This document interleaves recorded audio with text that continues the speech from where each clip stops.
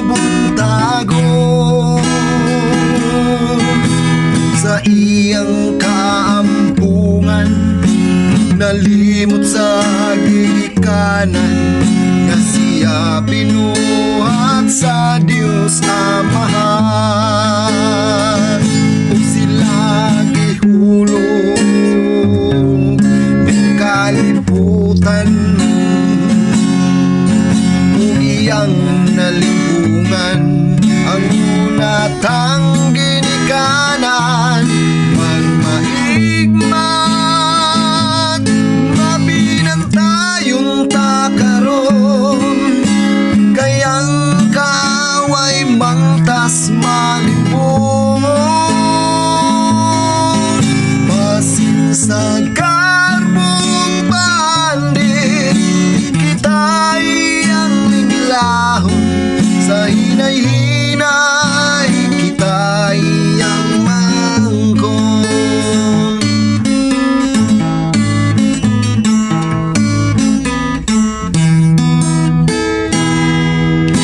Si Iwa o Adan mahuyo ng nalimbungan, kung sa bunga nga makadali o pulong sa bitin nga binali, ug ilang nga nalimtan sa Diyos sila gipasiganan, hangtod kitang tanan na sinutan. Apan salamat Diyos nga gamhanan, ipadalang bugtong anak aron dunay kaluwasan, magmaigmat mabinantayong takaron, kayang kaway mangtas malimbungon, basin sa garbong bandit kita iyang linglahon, sa hinay-hinay kita iyang mangkon.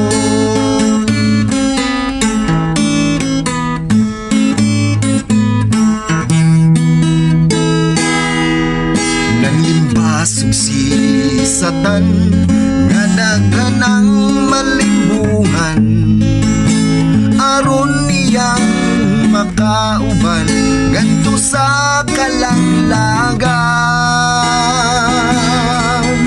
ug ang tuyo niyang tukon kadtong mga Kristiyanon, aron ang kaluwasan di maangkon. Apan kanunay may nampuon, sa pulong sa Dios magtuon, aron kita magmadaogon, magmaigmat mabinantayong takaron, kayang kaaway mangtas malibon,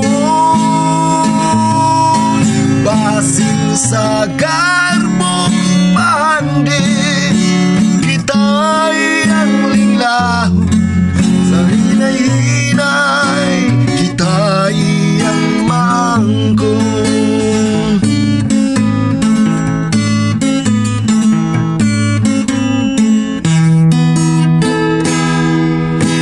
Nangandoy tang tanan nga langit atong padulngan, basin ang atong binuatan dili paangayan, karon atong susiyon ang atong kaugalingon, kung nagsunod na ba kita sa kabubuo, karon atong paninguhaon nga atong maangkon ang kinabuhi dayon, magmaigmat